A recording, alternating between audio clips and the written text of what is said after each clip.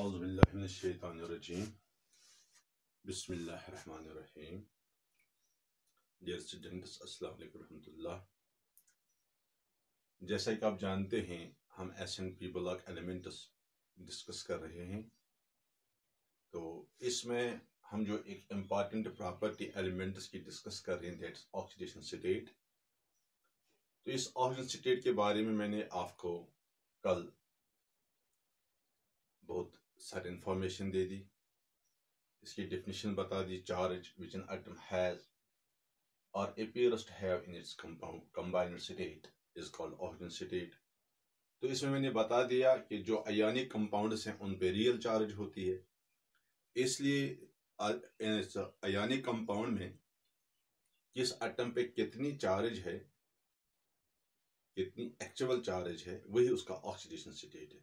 क्योंकि मैंने बता दिया आयनिक कंपाउंड में आयन्स पे चार्ज होती है, अब किस आयन पे कितनी चार्ज है वो इसका ऑक्सीडेशन स्टेट है।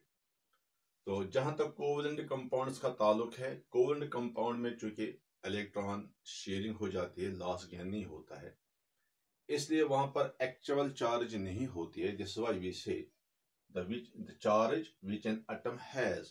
तो which an atom has means an ionic compound or appears to have, यानी होती तो नहीं है actual charge, but there appears that there is some charge present on the atom। जैसे मैंने कल आपको एग्जांपल्स के जरिए समझा दिया। जैसे HCl में है, chlorine appears to have -1 charge, hydrogen appears to have +1 charge, जबकि एक्चुअली उसमें -1 या +1 चार्ज नहीं होती है। तो वो जो चार्ज है कि किस एटम पे कितनी चार्ज या appears to have, लगती है कि इतनी चार्ज है, तो उसके लिए कल मैंने आपको बहुत सारे एग्जांपल्स कोट की।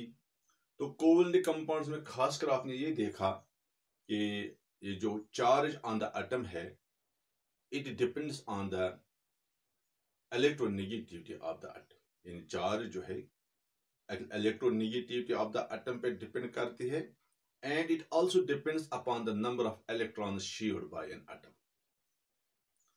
यानी एक एटम कितने इलेक्ट्रॉन शेयर करता है, that decides the numerical value, and electronegativity decides the charge on the nature of the charge on the atom। For example, in case of HCl, since one electron pair is shared between hydrogen and chlorine, so each hydrogen and chlorine have an oxygen state of 1, but chlorine is more electronegative than hydrogen, so chlorine is assigned a negative charge, whereas hydrogen is assigned a positive charge.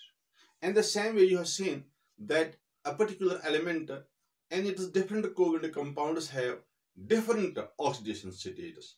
As you have seen, I have yesterday quoted many examples.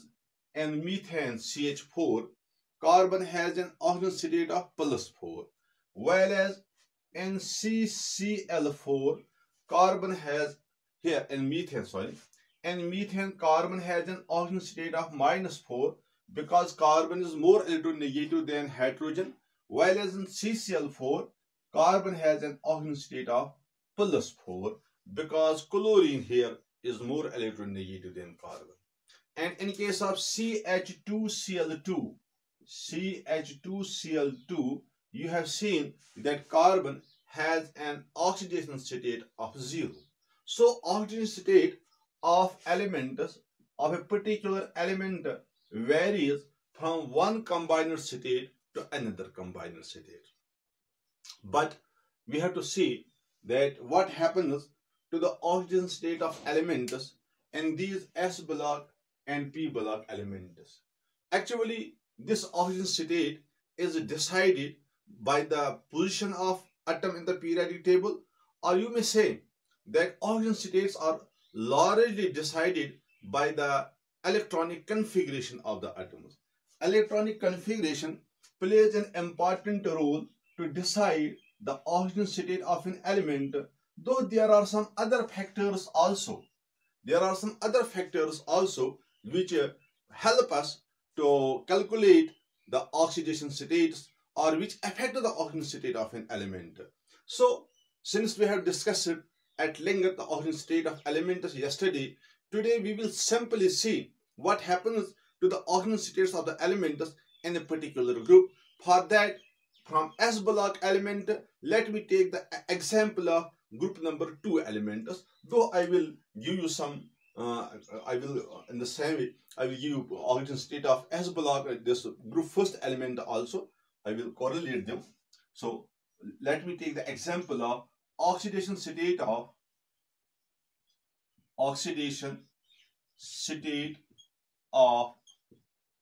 Group second element. तो उसके बाद हम P block में से भी एक group लेंगे oxygen state को डिस्कस करने के लिए, क्योंकि सबसे बड़ी बात यह है that we should be able to discuss in length the behaviour of the elements as per their oxygen state is concerned. Since group second is comprised of beryllium, calcium, magnesium,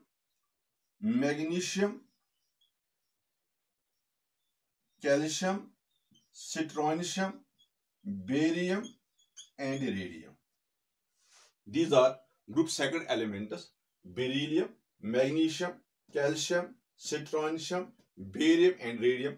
You know the electronic configuration of beryllium is He2S2, magnesium is neon 3S2, calcium is argon 4S2, strontium is krypton 5S2, barium is xenon 6S2, while as radium is radon 7S2. That means they have inner noble gas core electronic configuration. Their inner electronic configuration resembles with the noble gas, while as there are 2 electrons in the outermost shell, and that those 2 electrons are present in the S subshell, of the valence shell. This is why we write down the general electronic configuration of these group second elements, which we also call alkaline earth metals, as noble gas NS2. Noble gas NS2. So we have to discuss the oxidation state of these 2 elements. Since these elements, group second elements, they are highly electropositive elements. These are highly electropositive elements. You know this thing. Electropositive elements are those which can lose their electrons. They are next to alkali metals. Alkali metals are the highest electropositive elements, followed by alkaline earth metals. So alkali metals and alkaline earth metals readily lose their electrons. We know that in order to remove the electron from the outermost shell of an atom, we have to apply some energy. That energy is called as ionization enthalpy. Ionization enthalpy. Ionization enthalpy. It is the energy required to remove the most loosely bound electrons from an atom. That is, most loosely bound electron is that which is present in the outermost shell. Since when we compare the ionization enthalpies of the elements, these alkali metals and alkaline earth metals, group first elements have the lowest value of ionization energy, whereas group second elements have some higher value as compared to group first elements. So what will happen? We know that alkali metals and alkaline earth metals, they are highly electropositive. They lose electron easily. Why they lose electron? It has to be understood, and that we know that when they lose the electron, suppose if these alkaline earth metals, if they will lose these 2 electrons from the S shell, what will happen after losing the electrons? After losing 2 electrons, they will directly get noble gas configuration. That means, for example, if there is an element magnesium has atomic number of 12, its electronic configuration is that of neon, and there is 3s2. That means if if this magnesium, if it will lose 2 electrons, it will get converted into noble gas atom like neon. It will have neon like electronic configuration. Since it loses 2 electrons, it will get converted into magnesium plus 2 ion. So while losing the electrons, while converting itself to a stable electronic configuration, you know it, that when an atom combines, the reason behind their combination is that they want to become stable, and their stability is compared, or their stability means that to attain the electronic configuration of a noble gas, which you have studied in detail in your chemical bonding and in your lower classes also, that we have seen that why elements combine. One reason behind the combination of elements is that they want to attain the nearest to noble gas configuration. So this magnesium will attain the nearest to noble gas configuration of neon by losing its 2 electrons. When it will lose 2 electrons, it will develop a charge of +2 on it. This +2 charge is the oxidation state of magnesium. Since you observe that in case of alkaline earth metals, since all the elements have only 2 electrons in their outermost shell, if they want to achieve the noble gas configuration, then all of them have to lose these 2 electrons. As soon as they lose 2 electrons, they get converted into noble gases, or they attain stable electronic configuration. So in case of alkaline earth metals, and same is the case in case of alkali metals. You know, in alkali metals, the electronic configuration is noble gas. This is general NS1. This is alkali metals, group first elements. Alkali metals, they have the general electronic configuration of noble gas NS1, whereas alkaline earth metals have noble gas NS2. In both the cases,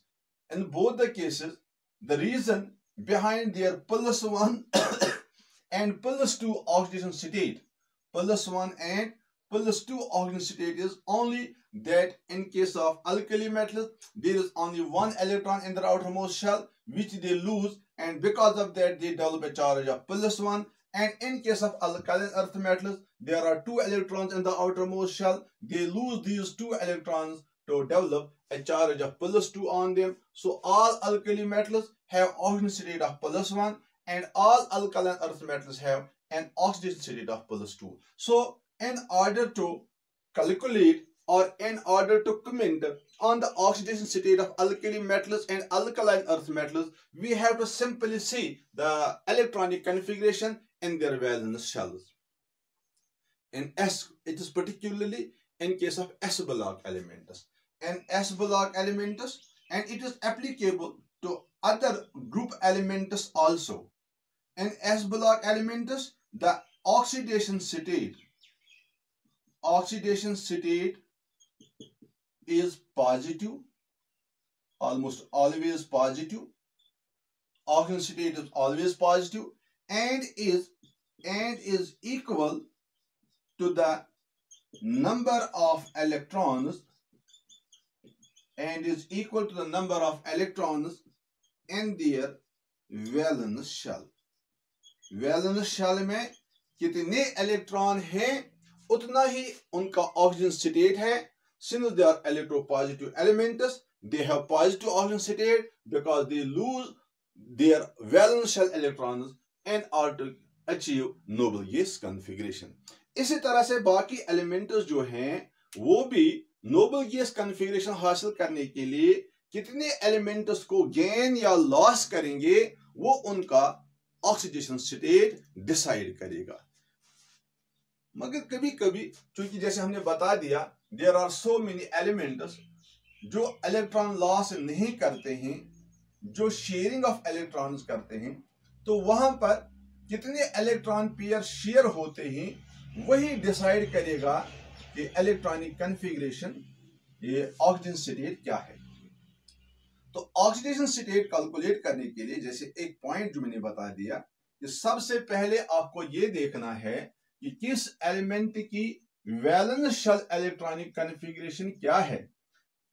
जो element की valence shell electronic configuration होगी उसी के मुताबिक हमें ये देखना है कि इस एलिमेंट को नोबल गैस कॉन्फ़िगरेशन हासिल करने के लिए क्या करना पड़ेगा? Whether it has to lose the electrons or it has to gain the electrons. अगर इलेक्ट्रॉन लॉस करने पड़ेंगे तो पॉजिटिव ऑक्सीजन स्टेट आएगा, अगर इलेक्ट्रॉन गेन करने पड़ेंगे तो नेगेटिव ऑक्सीजन स्टेट आएगा। मिसाल तौर पर अगर हम हैलोजेन्स की बात लेंगे, ऑक्सीडेशन स्टेट ऑफ हैलोजेन्स। हैलोजेन्स आप जानते हैं दे आर ग्रुप 17 एलिमेंट्स। उसमें आता है फ्लोरीन, क्लोरीन, ब्रोमीन, आयोडीन, फिर है एस्टेटीन, तो फिर है अनन, सेप्टियम, वो रेडियोएक्टिव एलिमेंट्स है। तो ज्यादातर जब हम हैलोजेन्स की बात करते हैं तो यही 4 एलिमेंट हम लेते हैं, फ्लोरीन, क्लोरीन, ब्रोमीन और आयोडीन। और फ्लोरीन जो है इसकी इलेक्ट्रॉनिक कॉन्फ़िगरेशन आपको मालूम है, नोबल गैस इलेक्ट्रॉनिक कॉन्फ़िगरेशन। फिर बाहर वाले शेल में इसका है NS2NP5, 7 इलेक्ट्रॉन बाहर वाले शेल में, अंदर नोबल गैस है नियॉन। तो इस एतबार से अगर आप देखोगे इसके बाहर वाले शेल में 7 इलेक्ट्रॉन हैं। किसी एटम के लिए 7 इलेक्ट्रॉन लॉस करना बड़ा ही मुश्किल। एक इलेक्ट्रॉन तो एटम आसानी के साथ लॉस करता है, 2 लॉस करता है, 3 लॉस करना बड़ा मुश्किल हो रहा है, तो 7 की लॉस करने की बात ही नहीं है।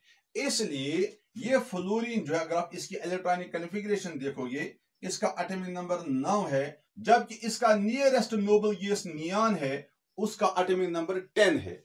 इसका मतलब यह हुआ कि अगर यह फ्लोरीन एक इलेक्ट्रॉन गेन करेगा तो इसकी इलेक्ट्रॉन की तादाद उतनी ही बनेगी जितना कि नियॉन में है। यानी एक इलेक्ट्रॉन गेन करने से फ्लोरीन की इलेक्ट्रॉनिक कॉन्फ़िगरेशन नियॉन की इलेक्ट्रॉनिक कॉन्फ़िगरेशन के बराबर आ रहा है। इसलिए फ्लोरीन को इलेक्ट्रॉन लॉस करने की जरूरत नहीं है नोबल गैस कॉन्फ़िगरेशन हासिल करने के लिए, बल्कि फ्लोरीन एक इलेक्ट्रॉन गेन करेगा in order to achieve noble gas configuration. 9 electron इसके पास पहले से हैं, एक इलेक्ट्रॉन गेन करके इसके 10 इलेक्ट्रॉन बनते हैं तो नियॉन की इलेक्ट्रॉनिक कॉन्फ़िगरेशन बनेगी। यह सिर्फ फ्लोरीन की बात ही नहीं है, बल्कि जितने भी हैलोजेन्स हैं उन सारे हैलोजेन्स में एक इलेक्ट्रॉन की कमी है, they are away 1 electron from the noble gas. एक इलेक्ट्रॉन अगर इनको मजीद मिल जाए तो ये नोबल गैस में, नियरेस्ट नोबल गैस में तब्दील होंगे। इसलिए ये आसानी के साथ हैलोजन एटम जो होता है, सारे हैलोजेन्स एक इलेक्ट्रॉन गेन करके नोबल गैस में तब्दील हो जाते हैं। जब इलेक्ट्रॉन गेन करते हैं ये, इसका मतलब है इन हैलोजन पे, अगर हम हैलोजन को एक्स से रिप्रेजेंट करेंगे, जब ये एक इलेक्ट्रॉन गेन करेगा it will get converted into x-1। इस तरह से चूंकि एक इलेक्ट्रॉन गेन करते हैं, इस पे एक माइनस चार्ज आ जाती है, इसलिए ये जो हैलोजेन्स हैं इनकी ऑक्सीडेशन स्टेट जो है वो -1 है।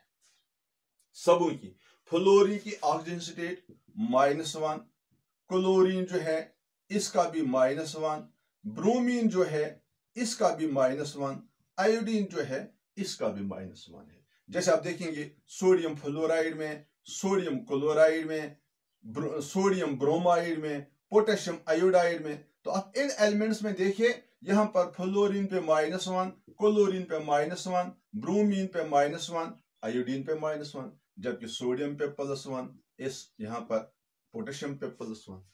यानी जो लॉस करता है इलेक्ट्रॉन उस पे चार्ज +1, ऑक्सीजन स्टेट +1, जो गेन करता है उस पे -1। यानी हैलोजेन्स जो है ये पी ब्लॉक में है, ग्रुप नंबर 17 में, इन सबों पे -1 ऑक्सीजन स्टेट है। वो इस वजह से कि ये एलिमेंट्स आसानी के साथ एक इलेक्ट्रॉन गेन करते हैं फ्रॉम हाईली इलेक्ट्रोपॉजिटिव एलिमेंट्स और नोबल गैस कॉन्फ़िगरेशन अचीव करते हैं। तो इस तरह से हैलोजेन्स जो है इनकी एक ऑक्सीजन स्टेट -1 है। तो वो हम कैसे एक्सप्लेन करते हैं, आप इस बुनियाद पे एक्सप्लेन करेंगे कि इन्हें एक electron, they are short of 1 electron from noble gas configuration, so they achieve this electron by gaining it.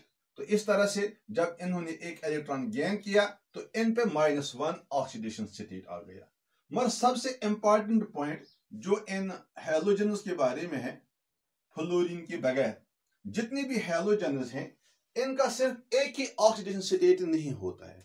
Fluorine जो है इसका ऑक्सीजन स्टेट हमेशा -1 होता है। मगर क्लोरीन जो है इसका -1 भी है, इसका ऑक्सीडेशन स्टेट +1 भी है, इसका ऑक्सीजन स्टेट +3 भी है, +3, और इसका ऑक्सीजन स्टेट +5 भी है।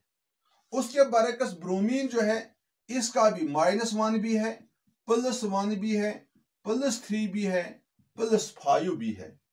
इसी तरह से आयोडीन जो है इसका भी -1 है, +1 है, +3 है, +5 है और +7 भी है।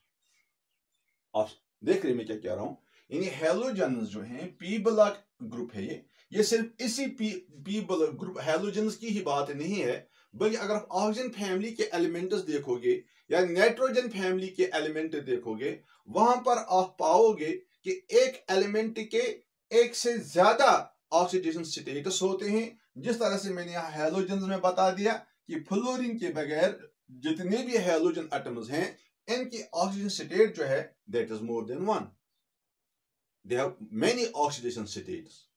तो ये इतनी डिफरेंट ऑक्सीजन स्टेटस इनकी कहां पर है, ये कैसे दिखा रहे हैं डिफरेंट ऑक्सीजन स्टेटस, ये बात हमें थोड़ा बहुत अंडरस्टैंड करना है। तो आप देख लीजिए, ये चीज हम एक्सप्लेन करेंगे। सबसे पहली बात यह है कि -1 ऑक्सीडेशन स्टेट जो इन एलिमेंट्स का होता है हेलोजन का, जैसे मैंने अभी बता दिया कि जब ये हेलोजन किसी इलेक्ट्रोपॉजिटिव एलिमेंट के साथ कंबाइन करते हैं तो वहां पर ये एक इलेक्ट्रॉन गेन करते हैं। तो by gaining of one electron ये they show oxidation state of -1, ठीक है ना, नंबर 1। नंबर 2, ये -1 ऑक्सीडेशन स्टेट जो है ये अपने कुछ कोवलेंट कंपाउंड्स हैं उनमें भी ये -1 ऑक्सीडेशन स्टेट दिखा रहे हैं। मिसाल के तौर पर जैसे हमने कोट किया था पिछली दफा, HCl है या HBr है या HI है या HF है, ये सारे के सारे कोवलेंट कंपाउंड, ये आयनिक कंपाउंड नहीं है। These are formed by sharing of electron between hydrogen and halogen. मगर चूंकि यहां पर हेलोजन एटम जो है it is more electronegative than hydrogen, इसलिए जो इलेक्ट्रॉन पेयर शेयर होता है between hydrogen and halogen, suppose HF है या HCl है, जो भी आप ले लें, सपोज HCl, चूंकि chlorine is more electronegative than hydrogen, so there appears a charge of -1 on chlorine and a charge of +1 on hydrogen. So यहाँ पर जो चार्ज -1 डेवलप हो गई हेलोजन पे, it is because of it is high electronegativity. यहाँ पर इसने electron completely gain नहीं किया है, इसलिए कोवलेंट कंपाउंड्स में भी इन हेलोजन्स का ऑक्सीडेशन स्टेट -1 हो सकता है अगर इन्होंने कंबाइन किया होगा किसी ऐसे एलिमेंट के साथ by way of covalent bond formation जिसकी इलेक्ट्रोनेगेटिविटी हेलोजन से कम है, तो उस वक्त हेलोजन पे -1 चार्ज आ सकता है, जैसे इन एग्जांपल्स में आप देख रहे हैं।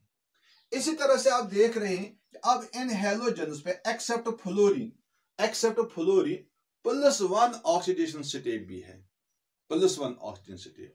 तो हेलोजन्स पे +1 ऑक्सीजन स्टेट कैसे आता है? यह तब आता है जब ये हेलोजन एटम किसी दूसरे एटम के साथ जो इन हेलोजन से ज्यादा इलेक्ट्रोनेगेटिव हो उससे कंबाइन करे। फिर से सुनिए, मैं कहता हूं कि +1 या +3 या +5 ये सारी सब की सब पॉजिटिव ऑक्सीडेशन स्टेट्स हैं। पॉजिटिव ऑक्सीडेशन स्टेट हेलोजन पे तब चढ़ जाता है, तब इन पे पॉजिटिव ऑक्सीजन स्टेट आता है जब ये हेलोजन किसी दूसरे एलिमेंट के साथ कंबाइन करेंगे और वो एलिमेंट इन हेलोजन से ज्यादा इलेक्ट्रोनेगेटिव हो। मिसाल के तौर पर आप एक कंपाउंड देख लीजिए ClF, इस कंपाउंड को हम नाम देते हैं क्लोरोफ्लोराइड। ये कंपाउंड दो हेलोजन्स के दरमियान बना है, क्लोरीन भी हेलोजन है, फ्लोरीन भी हेलोजन है। ऐसे कंपाउंड्स को हम इंटर हेलोजन कंपाउंड्स कहते हैं। क्योंकि यहां पर फ्लोरीन जो है it is more electronegative than chlorine, यहां पर इलेक्ट्रॉन ट्रांसफर नहीं होता है, बल्कि इलेक्ट्रॉन पेयर शेयर होता है बिटवीन क्लोरीन एंड फ्लोरीन। क्योंकि fluorine is more electronegative than chlorine, इसलिए फ्लोरीन पे -1, क्लोरीन पे +1 चार्ज आ जाए। जिस तरह से क्लोरोफ्लोराइड में हो जाता है, इसी तरह से आप देख लेंगे अगर आप ब्रोमोफ्लोराइड लोगे या आयोडोफ्लोराइड लोगे, या आप कंपाउंड लेंगे BRF, ब्रोमो, तो लिखा मैंने ब्रोमोक्लोराइड BRCl, या आप कंपाउंड लेंगे फॉर एग्जांपल ICl, आयोडोक्लोराइड। तो इन कंपाउंड्स में आप देखोगे, यहां पर आपने देखा था कि क्लोरीन पे +1 था, फ्लोरीन पे -1, यहां पर फिर से फ्लोरीन पे -1, ब्रोमीन पे +1। अभी क्लियर है आपको, क्योंकि fluorine is more electronegative than bromine, और ये बात याद है, सारे कोवलेंट कंपाउंड्स हैं। IF, फ्लोरीन पे फिर से -1, आयोडीन पे +1। BRCl, यहां पर क्लोरीन जो है it is more electronegative than bromine, इसलिए क्लोरीन पे -1 आएगा, ब्रोमीन पे +1। या ICl में क्लोरीन पे -1, आयोडीन पे +1। तो यहां पर आप देख रहे हैं ये सारे के सारे कंपाउंड जो हैं ये हैलोजन्स के दरमियान बने हैं। इन कंपाउंड्स को कहते हैं inter halogen compounds, inter halogen compounds. तो इन इंटर हैलोजन कंपाउंड्स में जो हैलोजन मोर इलेक्ट्रोनेगेटिव है उस पे -1 ऑक्सीडेशन स्टेट आ रहा है, और जो हैलोजन कम इलेक्ट्रोनेगेटिव है, लेस इलेक्ट्रोनेगेटिव है, उस पे +1 ऑक्सीडेशन स्टेट आ रहा है। इसी तरह से आप कंपाउंड्स की एक और एग्जांपल देखिए। हमारे पास एक कंपाउंड है, मिसाल तौर पर ClF3, ये कंपाउंड है ClF3। फिर एक और कंपाउंड है BrF3IF3। ये 3 कंपाउंड है ClF3, BrF3, IF3। इसी तरह से कंपाउंड हमारे पास ICl3। इसी तरह से पास कंपाउंड है IBr3। इन कंपाउंड्स में आप देखेंगे कि जो कंपाउंड लेस इलेक्ट्रोनेगेटिव है, ClF3, chlorine is less electronegative than fluorine. क्योंकि फ्लोरीन पे चार्ज -1 होती है, जैसे मैंने पहले बताया, हमेशा -1, क्योंकि फ्लोरीन हमेशा एक इलेक्ट्रॉन इस्तेमाल करता है, चाहे कोवलेंट बॉन्ड बनाए चाहे आयनिक बॉन्ड बनाए। तो फ्लोरीन पे चार्ज -1 है। तो चूंकि यहां पर 3 फ्लोरीन है, 3 फ्लोरीन पे -3 चार्ज आ जाएगी। तो इसका मतलब है ये -3 चार्ज जो है ये अकेले क्लोरीन सबसाइड करता है, न्यूट्रलाइज करता है। इसका मतलब है क्लोरीन पे चार्ज +3 होगा। तो इसलिए क्लोरीन की ऑक्सीजन स्टेट +3 है, फ्लोरीन की फिर से -1, ये टोटल -3 है, 3 पे -3। इसी तरह से यहां पर देख लीजिए, फिर से एक फ्लोरीन पे -1 है, there are 3 fluorine atoms, they will have an oxygen state of -3। तो यहां पर 3 फ्लोरीन के साथ सिर्फ एक ब्रोमीन अकेले कंबाइन करता है, तो इसलिए ब्रोमीन पे आएगा +3। इसी तरह से यहां पर आयोडीन पे होगा +3, यहां पर भी आयोडीन पे +3, यहां पर भी आयोडीन पे +3। तो आप देख रहे हैं, मैंने बता दिया था कि दूसरा ऑक्सीजन स्टेट जो हैलोजन्स का है दैट इज +3। इसी तरह से फिर से एक और एग्जांपल जहां पर +5 है। मिसाल आप कंपाउंड लेंगे IF5, आयोडीन पेंटाफ्लोराइड, या आप कंपाउंड लेंगे BrF5, ब्रोमीन पेंटाफ्लोराइड। तो इन कंपाउंड में आप देख लीजिए, फ्लोरीन पे -1, तो 5 फ्लोरीन है, तो इसका मतलब है टोटल फ्लोरीन पे -5 चार्ज है। तो ये -5 चार्ज सिर्फ एक आयोडीन ने कंपनसेट किया है, जिसका मतलब है आयोडीन पे चार्ज आएगा +5। इसी तरह से यहां फिर से 5 फ्लोरीन है, तो 5 फ्लोरीन एटम्स पे चार्ज होगी -5।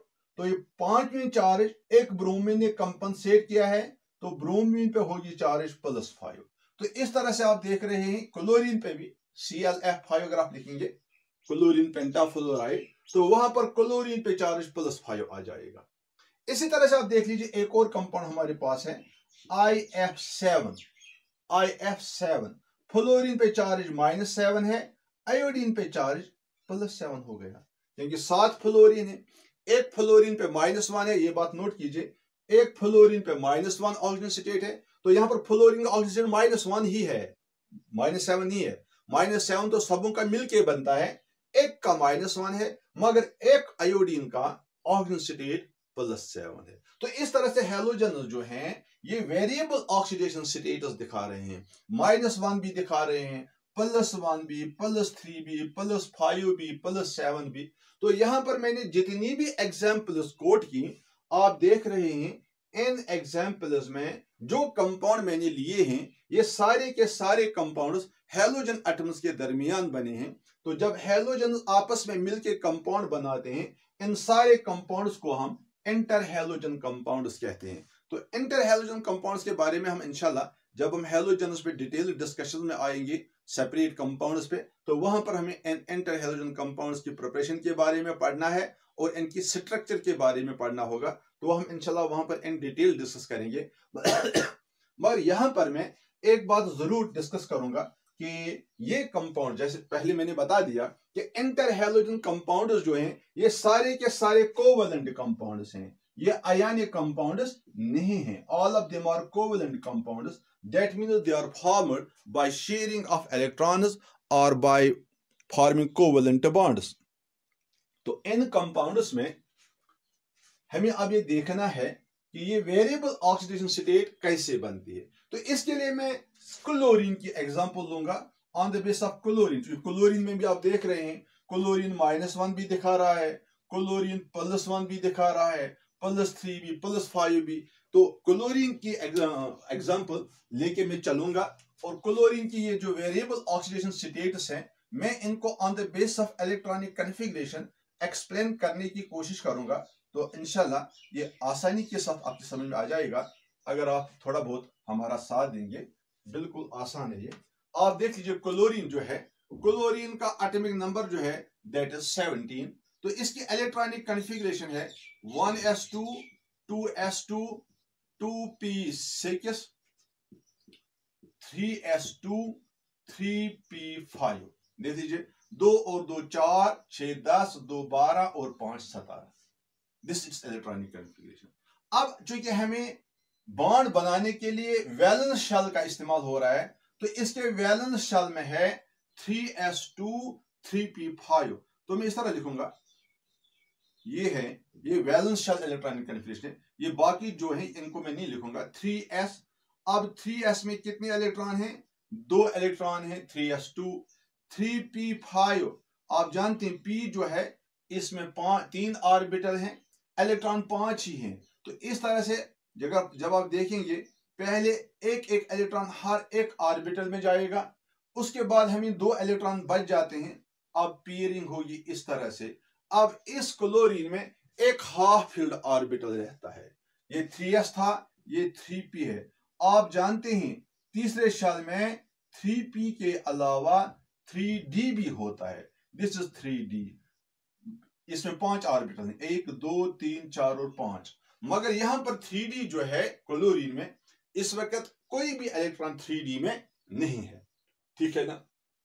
अब देख लीजिए हम कैसे इस क्लोरीन की ये डिफरेंट ऑक्सीडेशन स्टेटस जो है मैंने भी बता दिया, -1 -1 +1 +3 +5, ये हम कैसे एक्सप्लेन करेंगे।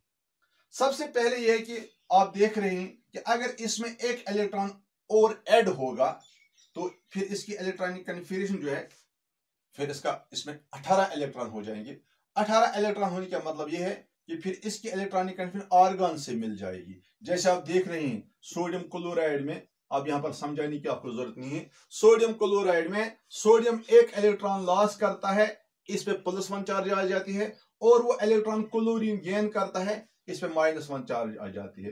तो इस तरह से इलेक्ट्रॉन गेन करने से इसकी नोबल गैस कॉन्फ़िगरेशन हासिल हो रही है और ऑक्सीजन स्टेट -1 आ रहा है, ठीक है ना। नंबर 1। नंबर 2, अब जो ये कोवेलेंट कंपाउंड्स बनाता है, जैसे अभी हमने एक कंपाउंड बनाया HCl। कोवलेंट कंपाउंड बनता कैसे है आप ये अच्छी तरह से जानते हैं। इसके बारे में हमने डिटेल डिस्कशन की है कोवलेंट बॉन्ड फॉर्मेशन में। पहले हमने कंसेप्ट दिया था म्यूचुअल शेयरिंग ऑफ इलेक्ट्रॉन्स का, उस बुनियाद पे हमने एक्सप्लेन किया था फॉर्मेशन ऑफ कोवलेंट बॉन्ड। तो बाद में पता चला कि ये जो शेयरिंग ऑफ इलेक्ट्रॉन्स है, म्यूचुअल शेयरिंग ऑफ इलेक्ट्रॉन्स, ये वाला कंसेप्ट जो है ये सारे कंपाउंड्स को एक्सप्लेन नहीं कर पा रहा है। तो उसके बाद हमने एक नया कंसेप्ट दे दिया, that is overlap of half filled orbitals. Overlap of an covalent bond is formed when two half filled atomic orbitals of two atoms overlap each other. तो इसका मतलब ये हो गया, अगर क्लोरीन के पास एक हाफ फिल्ड ऑर्बिटल है, ये एक हाफ फिल्ड ऑर्बिटल हाइड्रोजन के हाफ फिल्ड ऑर्बिटल के साथ, हाइड्रोजन आप जानते हैं उसकी इलेक्ट्रॉनिक कन्फिगरेशन 1s1 है, तो हाइड्रोजन का 1s1 जो है वो क्लोरीन के इस p ऑर्बिटल के साथ ओवरलैप करके कोवेलेंट बॉन्ड बनाता है। तो जो ये इलेक्ट्रॉन पेयर अब है, अब ये हाइड्रोजन का भी बनता है, अब ये क्लोरीन का भी बनता है। एक इलेक्ट्रॉन पेयर शेयर हो गया, क्योंकि जब एक इलेक्ट्रॉन पेयर शेयर हो गया तो क्लोरीन का ऑक्सीजन स्टेट जो है वो 1 आएगा, हाइड्रोजन का भी ऑक्सीजन स्टेट 1 आएगा। अब ये डिसाइड करना है कि प्लस किसका है और माइनस किसका है। वो तो मैंने पहले ही बता दिया है कि जिसका ऑक्सीडेशन इलेक्ट्रोनेगेटिविटी ज्यादा है उसका माइनस होगा, जिसकी कम है उसका प्लस होगा। क्योंकि क्लोरीन इज मोर इलेक्ट्रोनेगेटिव, इसलिए -1 आ जाएगा इसका ऑक्सीजन स्टेट, और हाइड्रोजन जो है इसका +1 आएगा। यानी -1 ऑक्सीजन स्टेट जो क्लोरीन दिखा रहा है इन कोवेलेंट कंपाउंड्स, वो इस वजह से कि एक इलेक्ट्रॉन को इस्तेमाल करता है बॉन्ड फॉर्मेशन के लिए, और उसमें जो एलिमेंट जिसके साथ ही बॉन्ड बनाता है वो एलिमेंट जो कि लेस इलेक्ट्रोपॉजिटिव देन क्लोरीन होता है, लेस इलेक्ट्रोनेगेटिव देन क्लोरीन होता है, इसलिए क्लोरीन का ऑक्सीजन स्टेट -1 और हाइड्रोजन का +1। तो एक इलेक्ट्रॉन है हाफ फिल्ड, एक ऑर्बिटल हाफ फिल्ड है, इसलिए एक हाफ फिल्ड ऑर्बिटल की वजह से क्लोरीन जब इस एक हाफ फिल्ड ऑर्बिटल को इस्तेमाल करता है तो एक कोवेलेंट बॉन्ड बनाता है। जब इसने एक कोवेलेंट बॉन्ड बना दिया इसका मतलब है इसका ऑक्सीजन स्टेट 1 है, ठीक है ना। अब हम और क्या देख रहे हैं, अब कुछ एलिमेंट्स ऐसे हैं जहां पर इसका ऑक्सीजन स्टेट +1 है। ये तो -1 की बात हुई थी, -1 तब होता है जब क्लोरीन अपने हाफ फिल्ड ऑर्बिटल को इस्तेमाल करेगा ऐसे एलिमेंट के साथ बॉन्ड बनाने के लिए जिस एलिमेंट की ऑक्सीडेशन इलेक्ट्रोनेगेटिविटी हाइड्रोजन से कम है। अब अगर क्लोरीन, यही क्लोरीन अपने इस इलेक्ट्रॉन को इस्तेमाल करता है बॉन्ड फॉर्मेशन के लिए, कोवेलेंट बॉन्ड बनाता है, मगर एक ऐसे एलिमेंट के साथ जिसका ऑक्सीजन स्टेट क्लोरीन से ज्यादा है, जैसे आप देख रहे हैं यहां पर क्लोरोफ्लोराइड, क्लोरोफ्लोराइड में क्लोरीन अपना ये 3p वाला हाफ फिल्ड ऑर्बिटल फ्लोरीन के 3p ऑर्बिटल के साथ इस्तेमाल करता है बॉन्ड फॉर्मेशन के लिए। यानी क्लोरीन का भी p ऑर्बिटल है और फ्लोरीन का भी p ऑर्बिटल है, ये दो आपस में ओवरलैप करके कोवेलेंट बॉन्ड बनाते हैं। तो एक ही कोवेलेंट बॉन्ड बन गया, एक ही ऑर्बिटल इस्तेमाल हो गया, तो इसलिए ऑक्सीजन स्टेट 1 होगा। क्योंकि इस वक्त chlorine is less electronegative than fluorine, इसलिए फ्लोरीन पे ऑक्सीजन स्टेट -1 आएगा और क्लोरीन पे ऑक्सीजन स्टेट +1 आएगा। तो इस तरह से आप क्लोरोफ्लोराइड में आसानी के साथ ये बता सकते हैं कि क्लोरीन जो है इसका ऑक्सीजन स्टेट +1 क्यों है। तो यही एक कंपाउंड है, यही एक कंपाउंड है जिस कंपाउंड में क्लोरीन का ऑक्सीजन स्टेट +1 होता है। तो इसके बाद हमें यह देखना है कि क्लोरीन जो है इसका ऑक्सीजन स्टेट +3 कैसे होता है। आप देख लीजिए यहां पर कंपाउंड है ClF3, ClF3। यहां पर क्लोरीन ने क्या किया है, इसने 3 कोवेलेंट बॉन्ड बनाए हैं विथ 3 फ्लोरीन एटम्स, ClF3। तो इसका मतलब हुआ फ्लोरीन तो एक ही बॉन्ड बनाता है, इसके पास एक हाफ फिल्ड ऑर्बिटल है, वो ये इस्तेमाल करेगा बॉन्ड बनाने के लिए। मगर क्लोरीन चूंकि 3 बॉन्ड बनाता है, इसका मतलब ये हुआ क्लोरीन के पास 3 हाफ फिल्ड ऑर्बिटल होनी चाहिए। जबकि आप देख रहे हैं इसकी इलेक्ट्रॉनिक कॉन्फ़िगरेशन में, ये जो इसकी इलेक्ट्रॉनिक कॉन्फ़िगरेशन है, यहां पर क्लोरीन के पास सिर्फ एक ही हाफ फिल्ड ऑर्बिटल है।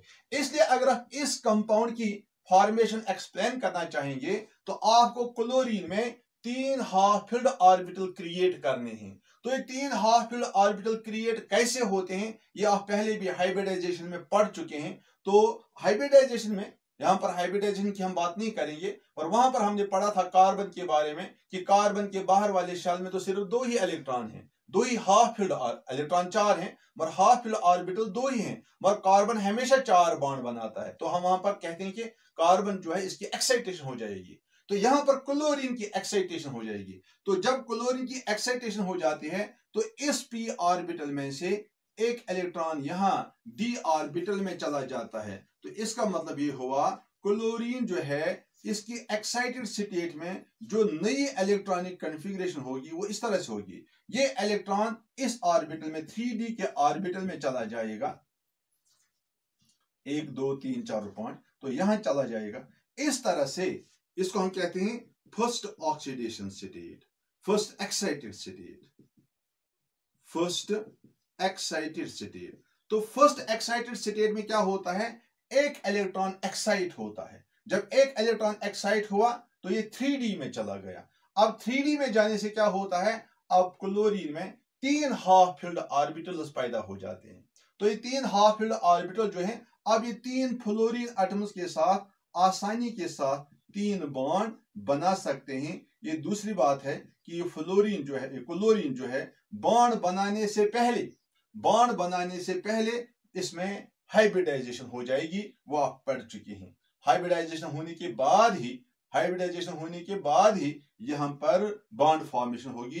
तो जो हाइब्रिडाइजेशन होगी that will be sp3d hybridisation. खैर, तो मेरे कहने का मतलब यह है कि क्लोरीन जो है ये कैसे तीन बॉन्ड बनाता है। अब समझ गए ना आप कि इसने तीन बॉन्ड बनाने के लिए तीन हाफ फिल्ड ऑर्बिटल क्रिएट किए, फिर तीन फ्लोरीन आके ये तीन बॉन्ड बना रहे हैं। तो इस वक्त चूंकि फ्लोरीन मोर इलेक्ट्रोनेगेटिव है तो फ्लोरीन पे फिर से चार्ज -1, क्योंकि क्लोरीन अकेले तीनों फ्लोरीन के साथ कंबाइन करता है, तो इसलिए क्लोरीन जो है इसका ऑन स्टेट +3 आएगा, जैसे कि आप इस कंपाउंड में देख रहे हैं ClF3 वाले कंपाउंड। अब आप समझ गए, अगर क्लोरीन जो है, अगर इसका ऑक्सीडेशन स्टेट +5 है, ये कंपाउंड ClF5 कंपाउंड में आप क्या देखेंगे, वहां पर फिर 5 हाफ फिल्ड ऑर्बिटल होने चाहिए। तो यहां पर देख लीजिए, पहले एक्साइटेड स्टेट में 3 हाफ फिल्ड ऑर्बिटल क्रिएट हो गए थे। अब 5 हाफ फिल्ड ऑर्बिटल क्रिएट करने के लिए इस इलेक्ट्रॉन को भी जंप करना पड़ेगा यहां पर। जब ये यहां जंप करेगा तो जाहिर सी बात है फिर ये भी हाफ फिल्ड रहता है, 1 2 3 4 और 5 हाफ फिल्ड ऑर्बिटल क्रिएट हो जाते हैं। 5 हाफ फिल्ड ऑर्बिटल फिर आसानी के साथ 5 बॉन्ड बना सकते हैं। तो अगर आयोडीन का ये वाला कंपाउंड होगा IF7, तो वहां पर फिर एक और हाई एक्साइटेशन हो जाएगी, ये S इलेक्ट्रॉन भी ऊपर जंप हो जाएगा। तो फिर वहां पर 1 2 3 4 5 6 और 7 हाफ फिल्ड ऑर्बिटल बनेंगे।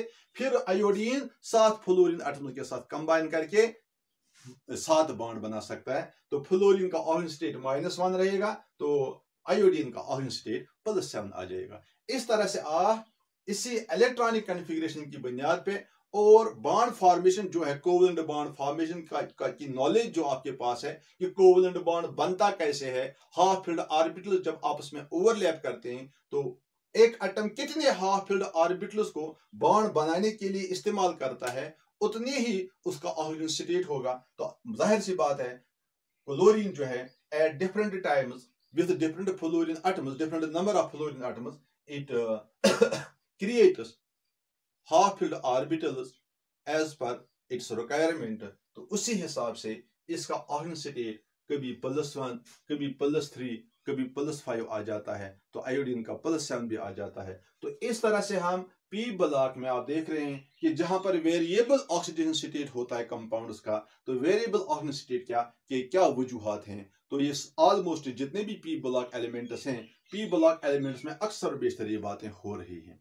तो इसी के साथ ये जो ऑक्सीडेशन स्टेट वाला कंसेप्ट था यह कंप्लीट हो गया। बट इसमें मैं आपसे एक रिक्वेस्ट जरूर करूंगा कि जो बाकी ग्रुप एलिमेंट्स बच जाते हैं, आप उनका अलग से अलग ऑक्सीजन स्टेट स्टडी कीजिए। जिस तरह से मैंने आपको हैलोजन्स का बता दिया, आप देख लीजिए ऑक्सीजन फैमिली का, वहां पर भी ऑक्सीजन के बगैर जो बाकी एलिमेंट्स हैं वेरिएबल ऑक्सीजन स्टेट्स दिखा रहे हैं। नाइट्रोजन फैमिली जो है वहाँ नाइट्रोजन से ही वेरिएबल ऑक्सीजन स्टेट्स आना शुरू हो जाते हैं, बल्कि नाइट्रोजन जो है ये बहुत सारे ऑक्सीजन स्टेट्स दिखा रहा है। तो ये बातें जो हैं ऑक्सीजन स्टेट का, ये हमें इलेक्ट्रॉनिक कन्फिग्रेशन से मदद मिलता है। और इलेक्ट्रॉनिक कन्फिग्रेशन के अलावा हमें ये देखना है ये जो एलिमेंट है इसने किस दूसरे एलिमेंट के साथ कंबाइन किया है, वो जो दूसरा एलिमेंट है उसका ऑक्सीजन स्टेट जो है, ये इलेक्ट्रोनेगेटिविटी जो है वो ज्यादा है या कम है, उसी हिसाब से हम चार्ज का ये जो साइन है वो डिसाइड कर लेंगे कि माइनस चार्ज आएगा या प्लस चार्ज आएगा। तो ये सारी बातें हमें मद्देनजर रखनी है। तो फिर हम किसी भी ग्रुप का ऑक्सीजन स्टेट कैलकुलेट कर सकते हैं, डिस्कस कर सकते हैं। तो डिस्कशन के लिए मैंने एस ब्लॉक में से बता दिया ग्रुप सेकंड एलिमेंट।